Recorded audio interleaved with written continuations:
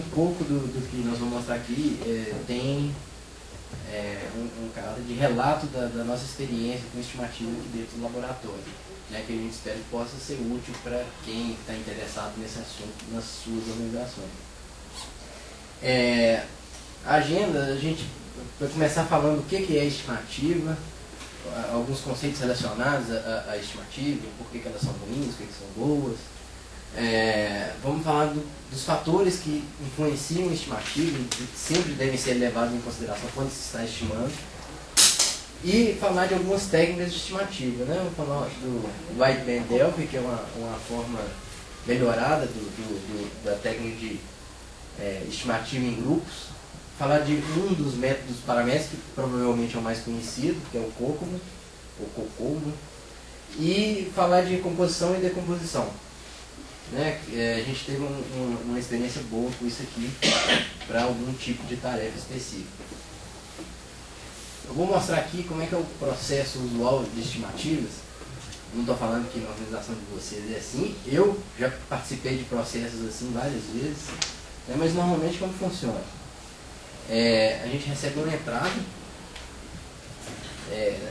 Eu já recebi essa entrada em formatos de e-mail, por exemplo, no demanda geral por e-mail. E aí você tem um processo de estimativa ali que é nebuloso, onde você usa algumas dessas técnicas aqui. Conta com a sorte, dá um chute. E aí você chega numa estimativa. Aí você entrega aquilo para quem te requisitou. E aí vem sempre alguns comentários. Tudo, mas a gente precisa disso pronto em 2 meses. Né? Não seja pessimista nesse projeto, a gente vai conseguir uma produtividade melhor. Aí vocês chegam numa readequação gerencial dessa estimativa, né? E aí chega numa estimativa melhor. Né? Eu já participei já fui pressionado a realizar esse tipo de processo aqui várias vezes. Quem aqui já passou por isso? Todo mundo. Né? Então, por que vocês acham que acontece essa revisão gerencial? Tem uma fala do McConnell que ele fala que é difícil sustentar afirmações que não sejam embasadas em números. Né? Então, quando você apresenta uma estimativa que não tem embasamento numérico, que você não mostra relatórios passados para apresentar, é difícil você sustentar. Esse é um dos motivos que você é pressionado a melhorar essa estimativa. Mas eu acredito que o principal motivo é que existem 3 coisas diferentes que são tratadas como iguais, né? Que são estimativa, meta e um objetivo de negócio, de uma organização. Então, o cenário ideal é quando você tem um objetivo de negócio, as linhas aqui ficaram um pouco finas, a gente tem um objetivo de negócio aqui, né, que é lançar esse produto no mercado para a semana, para promoção do Dia das Mães. Se for depois, não serve. Né? Aí a gente estabelece uma meta para fazer essa entrega 1 mês antes, com tudo testado. E aí, se quando a gente vai estimar esse projeto, ela está dentro da meta, aí tudo bem. Mas o que normalmente acontece nesse mundo dinâmico é que a gente tem estimativas que já ultrapassam o objetivo de negócio. Né? E isso aqui tem um alto risco associado. Né? A readequação gerencial é porque você está apresentando uma estimativa que não cabe no objetivo que a pessoa tem, na meta que a pessoa tem. Né? Então, em vez das pessoas entenderem que são coisas diferentes e começarem a falar de outras coisas, como redução de escopo, como o que é realmente necessário para estar entregue nesse prazo aqui, porque às vezes nem sempre tudo precisa estar pronto nessa data. Né? Então, as pessoas ignoram esse fato aqui e falam que nossa estimativa é um objetivo aqui. Um conceito importante quando a gente compara a estimativa à meta, é que uma estimativa, na verdade, um valor tem uma probabilidade de ocorrência. Né? Então, uma estimativa, tipicamente, é uma distribuição de probabilidades. Quando eu falo que um projeto vai durar 2 meses, aquilo, quando eu estou referindo aquilo como estimativa, aquilo tem que ter uma probabilidade associada. Normalmente, quando não vem com nada, é de se entender que é 50-50. Tem metade de 50% de chances de terminar naquele prazo, antes daquele prazo, e 50% depois. Né? Então, quando eu faço uma estimativa, eu deveria fornecer qual que é a confiabilidade daquela estimativa. Eu estou estimando isso aqui com 90%, com 100%. Com 100% a gente vê que é impossível, né? Porque ela sempre é uma assíntota aqui, e ela vai sempre lá no infinito, ela só vai encontrar no eixo aqui no infinito, então a gente nunca consegue fechar a área. Já a meta não, é um ponto específico no tempo. Então esses conceitos têm que ficar bem claros. Então, para a gente exercitar nossa capacidade de estimar, né, eu vou pedir para vocês estimarem a temperatura da superfície do Sol em graus Celsius, que tem uma confiabilidade de 90%. Eu esperava, né, como a gente está falando de estimativa, é uma distribuição de probabilidades, e quando eu falo de 90% de confiança, eu esperava um intervalo, que vai ser entre isso e isso. Né? Então, um exemplo hipotético que seria que vocês me falassem, com 90% de confiança é entre 500 e 10 mil graus. Né? E a resposta correta é aproximadamente 6 mil graus. Agora que a gente aprendeu, eu quero que vocês estimem com 90% de confiança qual que é a altura da torre, não sei pronunciar isso aqui, fica lá nos Emirados Árabes, né, e é o maior prédio do mundo. Qual que é a altura desse prédio em metros? 828 metros. Quem acertou? Quem que o intervalo compreende 828 metros? Levanta a mão, por favor. Nós temos aqui, por alto, uns 40%. Né? Quando a gente fala de 90% de confiança, eu esperava que 90% das pessoas acertassem. Né? Então, assim, a gente estimar coisas que a gente não conhece bem é uma tarefa complexa, mesmo quando a gente coloca limites amplos para isso. Tá certo? Então, assim, isso aqui foi só para a gente brincar um pouco, de mostrar como é que é difícil fazer estimativa. Né? Ainda mais quando a gente não conhece direito o que está sendo estimado. Então, quando a gente fala em fazer estimativa, a gente não fala em acertar sempre. Né? Uma definição do McConnell é que fazer boas estimativas é errar pouco na maior parte das vezes. Né? Nunca se espera que uma estimativa, um resultado real, seja exatamente aquilo que seja estimado. Isso não vai acontecer. A probabilidade é infinitesimal de você acertar o ponto aqui. Né? Então, espera-se que erre em até 25%, em mais de 75% das estimativas. Certo? Isso é fazer uma boa estimativa. Outro conceito interessante, quando a gente fala de estimativa, quando a gente está planejando projetos, existe um tal de lei de Parkinson. Né? A lei de Parkinson é aquela lei do gasto perfeito, que fala que o trabalho se expande à medida que tem espaço disponível. Então, a gente tem que sempre lembrar disso.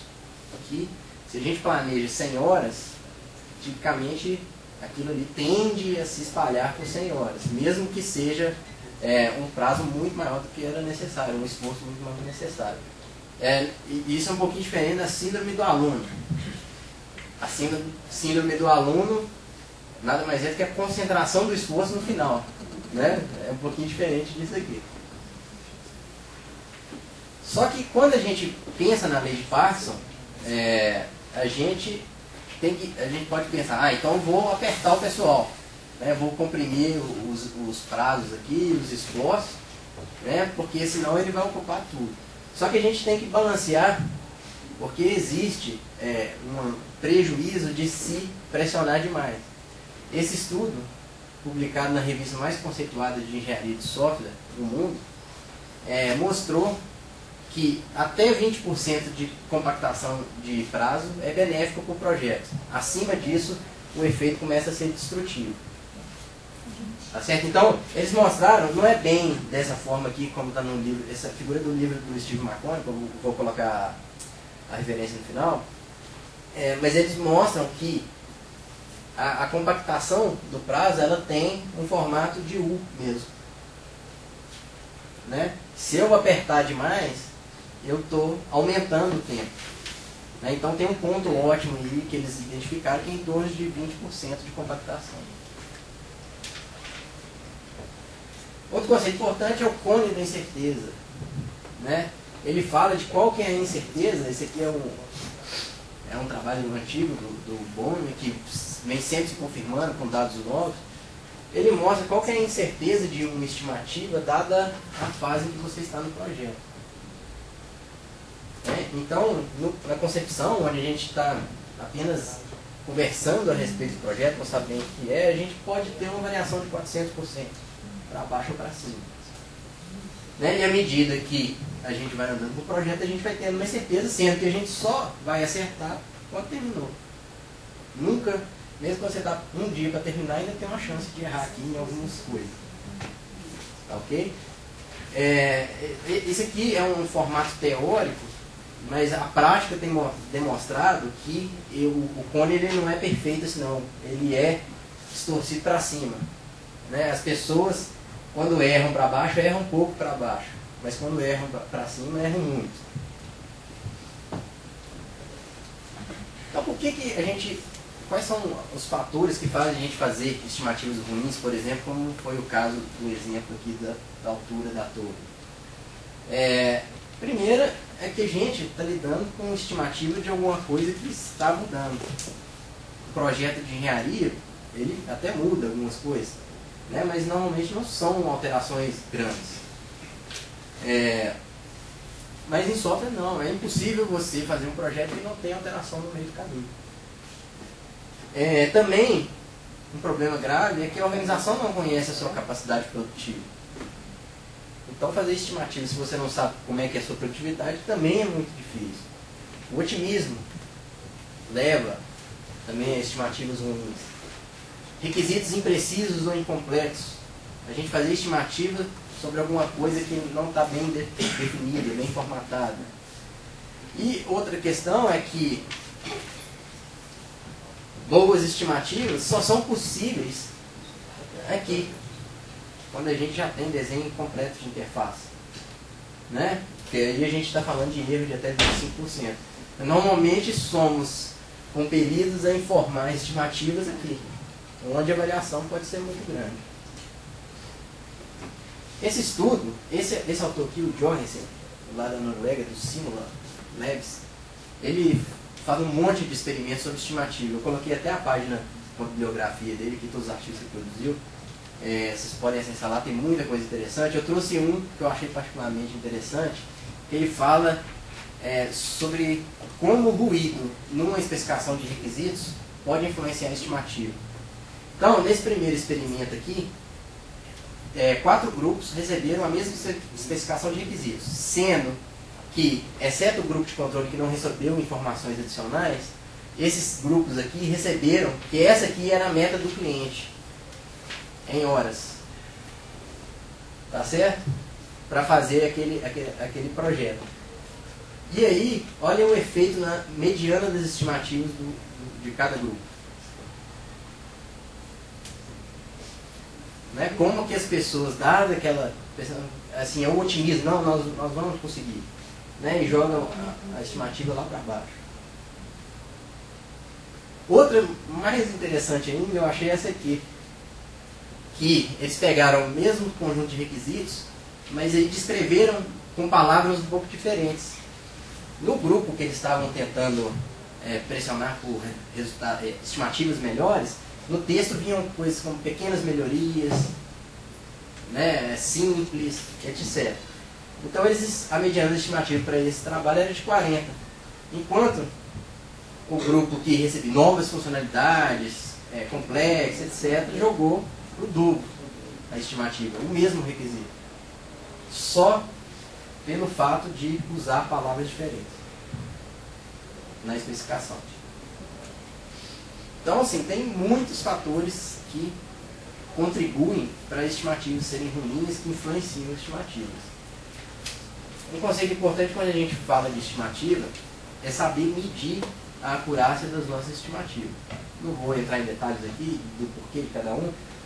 A verdade é que a maior parte dos autores utiliza esse indicador e esse indicador aqui como indicadores de desempenho de estimativa. Eles têm alguns críticos que propõem coisas alternativas, mas esse, que que é a magnitude, a média da magnitude do erro relativo. Né? Eu uso módulo, então quer dizer, não importa se eu errei para baixo ou para cima, eu considero como um erro de mesma proporção. E eu tiro a média desses valores entre os reais estimados, para ver como é que eu estou indo. E esse pré de x aqui é a porcentagem de erros menores do que x%. Então, aquele conceito de boas estimativas que eu falei, de errar pouco, até 25% em 75% dos casos, em mais 75% dos casos, seria dizer que o pré de 0,25 maior ou igual a 75%. Agora eu vou falar de fatores que influenciam estimativas, que deveriam ser levados em conta quando a gente está estimando. Obviamente, o tamanho do projeto, o tipo do produto, a equipe do projeto. Assim, tem vários fatores, vou colocar só alguns deles aqui. Uma boa referência são os parâmetros do COCOMO, que eu vou falar do COCOMO mais tarde. Eles dão uma boa visão do que a gente deveria pensar quando a gente está estimando. Em relação ao tamanho do produto, a gente tem que lembrar que software tem uma característica de deseconomia de escala. Quanto maior o projeto, maior a equipe, menor vai ser a produtividade. A gente não tem ganho de escala, muito pelo contrário. Aqui está mostrando que no pior caso, né, o efeito não linear do crescimento do tamanho em relação ao esforço, né, pode ser muito grave. Então, a gente aumentando muito a equipe do projeto, certamente a produtividade vai diminuir. Aqui tem uma tirinha do Gilbert, né, que reflete exatamente o contrário, que a pessoa que pensa que tem economia de escala, ou que as coisas são lineares, né, o projeto foi estimado em 300 homem-hora, então ele contratou 300 pessoas, espera que eles terminem o trabalho até o fim do dia e limpem suas mesas. Né? Então isso não funciona em software, e um dos motivos disso acontecer é porque a quantidade de canais de comunicação, dependendo do número de membros, ela vai crescendo de forma não linear. Né? Então, se eu coloco a quarta pessoa aqui, já dobrei o número de canais. Para 10 pessoas, já vai para 45. Então, não cresce de forma linear o número de canais de comunicações entre as pessoas do projeto. Outro fator é o tipo do produto. Né? Fazer um sistema para intranet é diferente de fazer um sistema em tempo real. É diferente de fazer um sistema de controle de tráfego aéreo. Né? Coisas que milhões podem ser perdidos por uma falha, ou vidas, né, costumam ser muito mais difíceis de serem feitas. Então aqui está mostrando, dependendo do tipo de software e do tamanho do produto, o LOC é em linhas de código, né, qual que é a produtividade em linhas de código por pessoa mês. Quantas linhas de código cada pessoa faz por mês no projeto. Então, aqui na vertical a gente vê o efeito do tipo de projeto na produtividade. Então a gente pode ver que sistemas de intranet têm produtividade de ordem de grandeza, né, maior do que sistemas de tempo real. E assim, na horizontal a gente vê a deseconomia de escala. À medida que o produto vai crescendo, como é que vai caindo a produtividade. A equipe influencia bastante. Segundo o modelo calibrado do COCOMO, esses aqui são os fatores de equipe do COCOMO, né? Fala da experiência do analista de requisitos, a experiência, a capacitação do programador. Né? Aqui ele defende que é mais importante ter um bom analista de requisitos do que um bom programador. O turnover, né? Que seria a rotatividade, a experiência na área de aplicação. Então vejam, muitas pessoas acham, porque já fez um software parecido, né, ele vai diminuir bastante o esforço para a gente fazer. Só que isso é menos relevante do que a capacidade do analista de requisitos. Né, esse gráfico aqui está dizendo o seguinte: dado que, vamos supor que todos os outros fatores se mantenham constantes, eu só estou analisando a variação do analista de requisitos que eu vou colocar no projeto. Se eu colocar os piores do mercado, eu deveria aumentar minha estimativa do esforço total em 42%. É quase metade a mais se eu colocar análise de requisitos ruins. E se eu colocar os melhores, eu deveria diminuir minha estimativa nominal em 30%.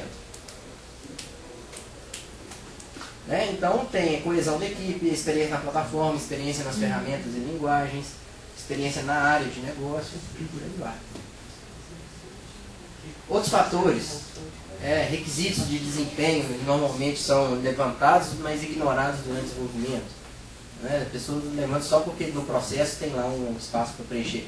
Quais são os requisitos de desempenho? A pessoa tempo de resposta e no máximo 10 segundos em cada página. Né? Se aquilo for levado a sério, pode aumentar muito o esforço do projeto. Se aquilo é realmente um requisito. Né? Então tem que tomar cuidado para levantar requisitos que sejam realmente requisitos. O tamanho do banco de dados, então, quando a gente falando de banco de dados muito grande, a desempenho da aplicação vai degradando. Não é qualquer solução de implementação que vai atender. Né? A gente tem que pensar em formas de otimizar a implementação. Requisitos de usabilidade. Né? Isso é um investimento caro no processo de desenvolvimento. Qual a nossa flexibilidade de propor soluções? Isso aqui tem muito a ver com quais sistemas nós vamos ter que integrar e interagir. Né? Esse aqui é um pacotinho que vai chegar a instalar e não vai ligar com mais nada. E aí eu posso fazer da melhor forma que eu achar, ou eu estou amarrado em um monte de normas do cliente, de sistemas que já tem no cliente. Como é que é a minha equipe? É cada um num país, numa cidade, todo mundo na mesma sala, salas próximas? Qual que é a pressão pelo prazo? Tudo isso deveria influenciar numa estimativa. Agora que a gente já viu o que é uma estimativa, suas características, né, nós vamos falar um pouquinho de algumas técnicas. Não trouxe muitas aqui não, porque são muitas.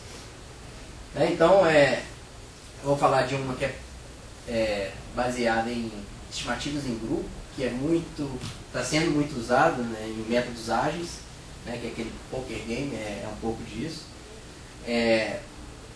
Vou trazer um método paramétrico, que é onde você informa parâmetros e ele te dá resultados. Né? E também falar dessa composição e decomposição, que é uma coisa bem simples e que pode trazer alguns resultados interessantes. Antes de começar, é importante reforçar qual que é o processo correto de estimar. Né? Aquele lá do início, embora seja usual, ele não é o correto. O correto é, dado que a gente tem alguns requisitos que são levantados, a gente faz uma estimativa de tamanho. E a precisão dessa estimativa de tamanho vai ser qual melhor, como for o detalhamento dessa especificação de requisitos, ou o nível de detalhes que ela se encontra. Então, dado o tamanho, a gente estima esforço. Né? Eu passo o seguinte ao tamanho é estimar o esforço. E depois a gente estima prazo e alocação de recursos. Essas duas coisas, prazo e equipe, elas é como se você tem que escolher um para o outro ser variável. Né? Então, é como se fosse aquele triângulo, né? Quer dizer, aquele triângulo do PMI, que é escopo, prazo e custo. Né? Aqui nós estamos falando que se a gente mexer na alocação, a gente mexe no prazo. Se a gente mexer no prazo, tem que mexer na alocação. Sempre lembrando que não é linear essa relação. E aí, dado que a gente já tem o cronograma e quem vai participar, a gente consegue estimar o custo, que é pegar o valor dessas pessoas, multiplicar o custo estimado, que pode um lá ganhar um aumento, ou um sair e entrar outro mais caro, outro mais barato, e por assim vai. E depois que a gente fez a estimativa, né, é muito importante a gente verificar se as premissas que a gente está assumindo, elas são válidas, né, quais são os riscos que a gente está imputando nessas premissas que a gente está assumindo. Né, e sempre ficar fazendo um ciclo disso aqui. E à medida que o projeto vai iniciando, acompanhar se as nossas estimativas estão boas ou se a gente tem que refazê-las. Algumas técnicas, eu vou começar falando aqui de como que a gente utiliza dados históricos, né, que é onde as pessoas tendem a ir mais, é coletar dados e fazer a próxima estimativa baseada em dados históricos. Vou falar da técnica de Delphi, do COCOMO, decomposição, e só falar que existem outros, quais são. Quando a gente usa dados históricos, a gente pode usar dados da indústria, dados da nossa organização e dados do projeto. Obviamente, a gente deveria preferir de baixo para cima. né? Usar dados da indústria só em último caso. E dados da organização já são perigosos, porque eu posso estar utilizando dados da organização por projetos que são totalmente diferentes desse que eu estou estimando. Então não basta ter dados da organização. Você tem que sempre pensar naquelas premissas todas, naqueles fatores todos que influenciam e comparar se aquele projeto que eu estou usando na base é equivalente, ao menos em parte, ao que está sendo estimado. Quando a gente fala de dados internos, a gente deveria coletar tamanho, esforço e prazo. A gente tem que coletar essas informações para conseguir fazer algum estimativo baseado em dados históricos, né? E sendo que isso aqui é um dever de toda organização ter isso medido. Por quê? É automático, é uma ferramenta que você instala lá, configura e roda. Você já vai ter o tamanho dos seus produtos, né? Já contagem de função, existem algumas técnicas que tentam estimar, tem até uma correlação boa do tamanho de ponto de função baseado em algumas informações que você coleta do modelo de requisitos, mas nenhuma dá a precisão que a linha de código consegue. E o esforço em horas, né? Pessoas mesmo, uma coisa assim. Então vamos fazer um exercício aqui de utilizar a base histórica da organização. Imagina que eu executei 3 projetos. Aqui está o tamanho e ponto de função desses projetos. Aqui o esforço em pessoas mês. Pessoas mês é simplesmente o número de horas que uma pessoa trabalha no mês. Então o padrão é 152 horas, considerando feriados, férias. Então, seria o número de horas, esse aqui multiplicado por 152. Então, o esforço em pessoas mês, para cada um desses projetos, e o prazo que eles demoraram. Chega uma nova proposta a ser feita, e eu tenho um projeto de novo que tem aproximadamente, foi estimado em 3.500 pontos de função. Qual que é o esforço e prazo que eu vou estimar para esse projeto? Como que a gente faria? Isso aqui é razoável? Eu calculo a produtividade de cada um, né? Divido o número de pontos de função pelo número de letras. Aliás, várias pessoas, e às vezes eu falo sem querer, chamam horas por ponto de função de produtividade.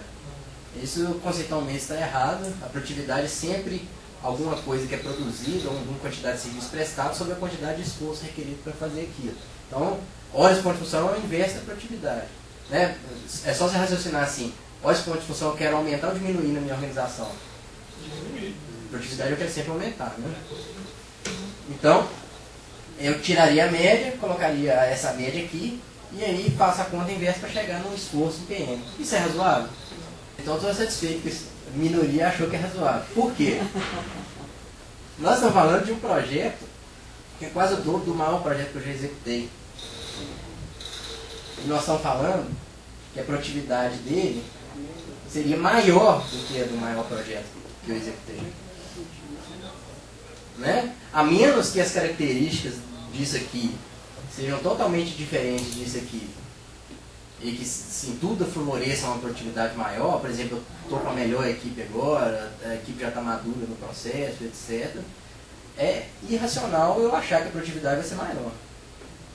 Né? Considerando que são projetos do mesmo tipo, não deveria nunca fazer isso. Se a gente olhar para os dados do ISPSG, que é um repositório que é mantido lá na Austrália, a indústria manda dados para lá, né, em troca de ver como é que os projetos dela estão em relação a essa base. Quem é das universidades consegue comprar essa base com um custo baixo, né, mas ela também não custa tão caro assim não. Eu acho que é um repositório interessante para você comparar a sua organização com as outras. Mas se eu fiz um filtro aqui, só de quem tinha informado de qualidade de dado boa, que era ótima ou boa, eu plotei o gráfico de tamanho por esforço, né, tamanho e ponto de função. E a gente pode observar que dificilmente alguma reta ou alguma curva passaria nesses pontos aqui sem um erro muito grande. Né? Então, utilizar dados de projetos passados ou da indústria é muito perigoso.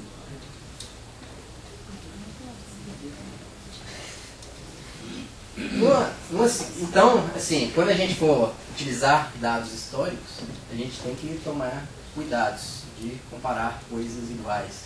Né? É importante sempre refletir em cima daqueles fatores que influenciam as estimativas. A técnica de Delphi, ou de estimativa em grupo, né, como que ela funciona? A ideia é que você vai trazer especialistas sobre aquele assunto que está sendo estimado. Ele é útil quando a gente tem uma indefinição ainda muito grande sobre o que está sendo estimado ali, né, ainda está muito pouco maduro, ou a coisa ali é muito desconhecida. Por exemplo, o tamanho da torre aqui, eu tenho certeza que se a gente fizesse uma sessão de Delphi aqui com umas 6 pessoas, a gente conseguiria chegar bem próximo do valor. Junto um pouquinho de conhecimento cada um tem, um sabe lá que o Empire State tem não sei quanto, que já foi o maior prédio, que a torre em Chicago não sei o quê. Então começa a discutir essas coisas e começa a convergir. Né? E como que isso funciona? Então o coordenador distribui a especificação, no caso lá da torre era qual que é o tamanho da torre, a altura do mundo. E um formulário estimativo, que é você preencher o que você está estimando lá. Aí eles discutem, sem ainda propor estimativa, eles discutem o projeto. O que é esse projeto, quais as características dele. E aí cada um faz um voto secreto de estimativa. Né? Cada um fornece a estimativa individual. Aí é plotado isso aqui e coloca-se a média aqui para a equipe. Falou, a média da estimativa de vocês está dando aqui. Né? E aí o grupo discute essas variações.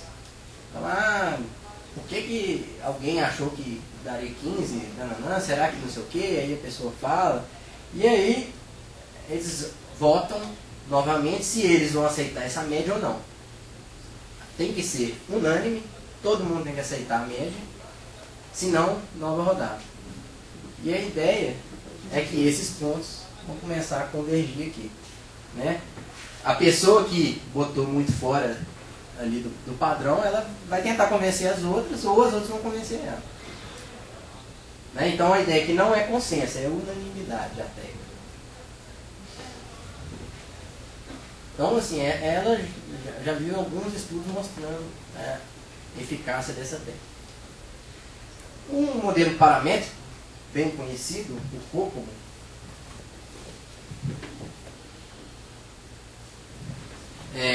ele se baseia em formar uma quantidade lá de parâmetros, né, que esse modelo, essa fórmula matemática vai me fornecer um resultado mágico do esforço e do prazo que eu deveria considerar para aquele projeto. Né, o modelo ele muito bem basado teoricamente, todos os parâmetros têm referência na literatura de que são fatores que influenciam estimativas. É um pouco discutido se os valores para cada nível de parâmetro deveriam ser aqueles, porque eles são obtidos através de técnicas de Delphi. Mas o modelo funciona essencialmente assim. O esforço em TM, pessoas mesas, ele é dado por uma constante vezes o tamanho do projeto, tamanho em linhas de código, elevado a um variável E aqui, vezes o produtório de alguns multiplicadores de esforço. Então vocês lembram que lá a capacitação do analista de requisitos influenciava em até, deveria aumentar em até 42 ou diminuir em até 29? Né? Então, o fator que é a capacitação do analista de requisitos é um desses aqui, e dependendo do nível que eu escolher, ele vai ser 1,42, quer dizer, estou aumentando a minha estimativa em 42%, ou era 29, então vai para 71. Então 0,71 seria o valor que eu vou diminuir, né, em 29%. Já esse expoente E aqui, ele é dado por uma constante mais 0,01 vezes o somatório de fatores de escala. Né, esses fatores de escala, eles têm relação com a deseconomia de escala. Né, são eles que dão a inclinação da curva do produto, né, aquela curva que tinha tamanho do produto e o esforço, são esses fatores que ditam qual que vai ser a inclinação daquela curva. Então esses fatores, os 5 fatores, né, eles são precedência, já fiz coisa parecida, qual é a minha flexibilidade de solução? Eu já tenho a minha arquitetura, os riscos dela estão bem estabelecidos, né, já estão bem tratados, a equipe é coesa, o processo de desenvolvimento é maduro. Então tudo isso influencia de forma não linear no desenvolvimento. Né? É aquilo que eu acabei de falar, eles vão ditar qual que vai ser o perfil dessa coisa aqui. Então já a gente calcula A com aqueles fatores de escala, né? Então A é uma constante, e esse número aqui, 2,94, ele é calibrado com os associados do modelo. São empresas enormes, americanas tipicamente, mas tem do mundo inteiro, que fornecem dados para o repositório, e essa constante é calibrada com esses dados dessas empresas. Tá certo? O tamanho é dado em linhas de código, mas você pode usar um proxy para pontos de função, desde que na sua organização a relação pontos de função e linha de código seja de pouca variação. E os multiplicadores de esforço, eles podem ser 16 ou 5, dependendo de que ponto você está fazendo a estimativa. Né? Eu tenho um modelo em que você está fazendo nas fases iniciais e um modelo que você está fazendo já nas fases mais avançadas. Eles são divididos em multiplicadores de esforço de produto, de plataforma, de pessoal, que é aquele gráfico, aquela figura que eu mostrei com as barrinhas, e de projeto. Então, só para a gente entender como é que são esses fatores, aqui são os fatores de escala: precedência, flexibilidade, a resolução dos riscos, a coesão da equipe e a maturidade do processo. Eu tenho para cada um níveis. No manual explica exatamente o que ele considera de ser nível baixo para precedência. Né? Não é simplesmente essa fase que é largamente não feito anteriormente. Né? Então explica, você já fez isso, tem alguns que têm um detalhamento maior, outras tabelas que auxiliam a chegar nesses níveis. Né? Então, se eu falar que é nível nominal, porque no manual está explicando que o nível nominal significa o que vai ser nesse projeto, eu uso o número 3,72 naquela fórmula. E vou somando. Então, se for tudo nominal, eu somo isso, isso, isso, isso e isso. Multiplico 0,01, adiciono 0,91 e eu vou chegar no meu expoente daquela equação. Já os multiplicadores de esforço é bem similar, só que eles são multiplicados. A diferença é que os multiplicadores de esforço, no nível nominal, todos são 1. Quer dizer, não deveriam impactar a estimativa. Eles não vão nem aumentar nem diminuir a minha estimativa. Deu para entender o modelo? A gente fez um estudo aqui no Sinergia de utilizar o Cognos. A gente pegou os dados passados e aí resolveu aplicar o modelo utilizando uma simulação que chama Leave One Out. A gente pega a nossa base de projetos e fala assim, na verdade o calibrado que utiliza esse método. O sem calibração eu peguei todos os meus projetos, joguei no modelo, comparei o resultado real dele de esforço com o resultado que o Cognos me dava, e eu obtive média da magnitude de erro de 300% de erro. Quer dizer, meus projetos estão muito diferentes dos projetos da base do Cognos, que foram usados para calibrar o Cognos. Né? Mesmo esses dois indicadores aqui, que levam o sinal em consideração, ou seja, tendem a ser zero quando eu tenho erros para cima e erros para baixo, né? Eles ainda foram muito altos. E eu não acertei todas as minhas estimativas, que eram um erro maior de 25%. Só que calibrando o modelo, ele possui um mecanismo de calibração que é ajustar aquelas constantes, A e B, né, com os seus dados, né, utiliza a regressão linear múltipla. Então eu fiz a simulação assim, tenho X projetos, eu escolho um desses X, tiro ele fora, pego o que sobrou, calibro o modelo e avalio para esse projeto X qual foi o erro. Aí anoto. Jogo ele no bolo, pego o outro, faço a mesma coisa, anoto o erro. A média desses erros baixou para 15%, utilizando os nossos dados para calibrar o modelo. Tá certo? Sendo que a gente teve um resultado muito bom de errar em até 25%, em quase 90% das vezes com o modelo. Tem algumas ressalvas, porque a gente já conhecia o tamanho final do produto, quer dizer, o tamanho não era uma estimativa, era o tamanho dele. Né? Então, a gente tem que tomar cuidado com esses dados na hora de usar, porque se a nossa estimativa de tamanho... Tem duas coisas, né, que a gente tem que considerar. A estimativa de tamanho nossa é boa, normalmente, Segundo, a correlação do tamanho em ponto de função que a gente estima é boa com linha de código, que é o que o modelo usa. Né? Então a gente tem que pensar nessas duas coisas. Então tem variações demais. É uma tarefa difícil demais de estimar. Né? Outra técnica é composição e decomposição. Dado que eu tenho um problema, um produto para ser desenvolvido e eu tenho que estimar, vamos quebrar isso em coisas menores e fazer estimativas separadas para cada um. Qual que é a vantagem? Estimar coisas menores é mais fácil, né? Mas além disso, existe uma coisa que é a lei dos grandes números, que fala que quando a gente quebra isso, quando juntar tudo, a gente vai ter erros para baixo e para cima, e a tendência é ser baixo a soma dessas coisas, né?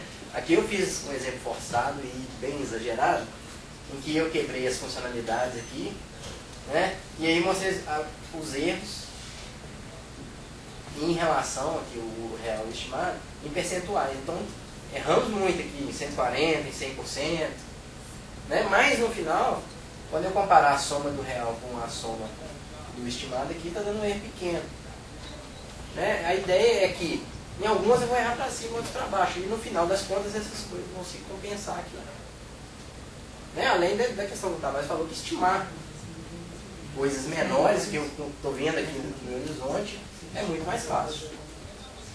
A gente fez um experimento no Sinergia para utilizar essa técnica. A gente tinha tarefas de codificar a casa de uso que tinha valores e prazos muito grandes, 2 meses para implementar um caso de uso, e os erros de estimativa, às vezes se estimava 1 mês, gastava 1 mês e meio, 2, eram muito grandes. Então a gente resolveu implantar essa técnica, né? Esse próprio implementador pegaria o desenho e gastaria um dia de trabalho dele para entender esse desenho e fazer a divisão de quais tarefas ele executaria e qual que era o esforço estimado, né? E a diretriz era que isso aqui não pode ter uma granularidade inferior a 1 dia de trabalho, e ele tinha que também detalhar essas coisas aqui, falar quais entidades ele estava falando. Então ele fazia um detalhamento grande aqui do que ele faria, né? Esse aqui foi um exemplo de o valor realizado para cada uma dessas tarefas aqui, qual que era a magnitude do erro relativo disso aqui tudo, né? A média desses erros todos aqui, para esse caso era de 95%, né? Sendo que no total, que é somar todas, o estimado e todo o real, né, deu uma variação de 13%. Né? Que isso aqui era o que interessava para o gerente de projeto. As coisas começaram a diminuir de 50% a 60% para patamares bem menores. Né? Eu peguei um dos melhores casos aqui, a gente fez experiência com vários casos de uso. A ideia é que nesse gráfico, a barrinha azul é esse número e a barrinha vermelha é essa. Deixa eu ver se é isso mesmo. Não, ao contrário. Essa aqui é a barrinha vermelha, essa aqui é a azul. Né? Então, aqui olhando para o total, que é aquela célula mais de baixo, eu posso ver que em quase todos os casos o vermelho é maior. O erro foi maior, né? Mas o que importava para a gente era o azulzinho aqui. Esse gráfico aqui eu não esqueci de arrumar ele. Devia ter feito um corte aqui assim no 100% para ficar mais fácil de ver as barras, né? Mas aí você pega esse caso extremo aqui, que eu tive uma média de erros de acima de 400%, mas o erro total aqui foi bem pequeno, aqui deve ter sido quase de 5% aqui. Aquela tabela é o ponto 6. Né? Então a gente conseguiu diminuir a média desses erros aqui de 52% para 21%. E o prédio 25%, de 36% para aumentar a nossa produção para quase 70%.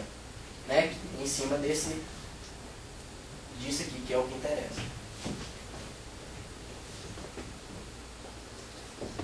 Outras técnicas que a gente pode usar, existem vários modelos, várias propostas de estimativas baseadas em proxy.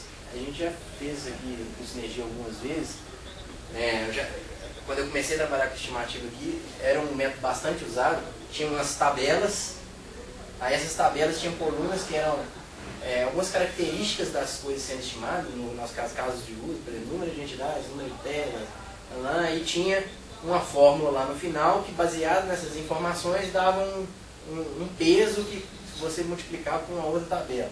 Então, a estimativa baseada em proxy é isso, é você, em vez de, a partir do objeto de estudo, estimar o esforço, você usar coisas intermediárias, tabelas que vão referenciar esse esforço. Né? Então, existe um monte de propostas. Tem uns que contam o número de relatórios, número de campos, número de entidades. Então, você pode usar... assim, a minha crença é que qualquer modelo que seja parecido com o COCOMO, você tem aqui o esforço sendo igual a alguma coisa aqui que tem relação com o tamanho, vezes algum x aqui, e seja elevado a algum y qualquer modelo que seja baseado nisso aqui vai funcionar se você calibrar com seus dados. Né? Essa é a minha teoria, não tem problema nenhum não. Né? Porque a gente pegou o COCOMO, que é um modelo que estava dando totalmente errado para a gente, e calibrou com os nossos dados e deu um ajuste muito bom. A gente só tem que torcer para que o projeto sendo estimado se comporte de maneira parecida com os que a gente usou para calibrar. Então, baseado em proxy é isso. É utilizar coisas intermediárias para chegar no resultado estimativo. Em contrapartida a modelos matemáticos, existem as técnicas de aprendizagem de máquina, que são redes neurais, redes de neurofuzzy, não lembro se tem algum outro, Tavares que estuda isso. O que mais tem de aprendizagem? Programação genética. Poderia usar programação genética para descobrir qual é essa fórmula ali, não é isso? Mas a ideia, assim, no fim das contas, matematicamente é um pouco diferente, mas no fim das contas é parecido. Ele vai fazer um ajuste nos seus dados. Dados aquele conjunto de projetos que você tem, essas técnicas aqui vão ajustar uma equação, alguma coisa que você não conhece bem no formato, né, para ajustar da melhor forma possível os seus dados. Essas técnicas, a ressalva para elas é que elas precisam de uma quantidade de dados muito grande. Né? Com poucos dados elas não funcionam. Não vão convergir a sua rede. E também fazer regressão linear em cima de características, fazer regressão linear múltipla. Seria descobrir quais são as coisas que eu acho importantes. Por exemplo, eu fazer o meu COCOMO. Pego os parâmetros que lá estão e que eu acho que são relevantes na minha organização, defino níveis diferentes para aquilo ali, pode ser 3 níveis, monto o meu modelo aqui e utilizo regressão linear múltipla para calibrar. Provavelmente vai funcionar tão bem como o COCOMO, eu acho. Ok? Regressão linear, só reforçando. Aqui eu estou fazendo só para uma variável. Imagina que eu tenho um monte de conta aqui. Aqui é a variável x e a y. Vamos dizer o tamanho e o esforço. Eu tenho um conjunto de contas aqui, é traçar uma fórmula matemática que se ajuste melhor a esses pontos. Agora, se o meu próximo projeto for um ponto totalmente fora da curva, ele vai ser grande. Se ele tender a se comportar como os outros aqui, o método vai funcionar bem. Então a calibração do COCOMO é baseada nisso aqui. Então, qual que vocês acham que é a melhor técnica de estimativa? Obviamente, não existe uma resposta. Uma coisa que eu vi no mestrado, foi sobre estimativas, é que estimativas é um desafio muito grande, ele já foi muito estudado e muito pouco resolvido. Então, assim, quem veio aqui em busca de salvação para os problemas não vai encontrar, porque é um problema complicado de ser resolvido mesmo. As orientações que eu dou procure medir o desempenho da sua organização e sempre refletir em cima daqueles fatores que vão influenciar o projeto. Tá certo? Teve o projeto que a gente usou o COCOMO e o resultado que ele deu está muito próximo da produtividade que a gente está alcançando hoje.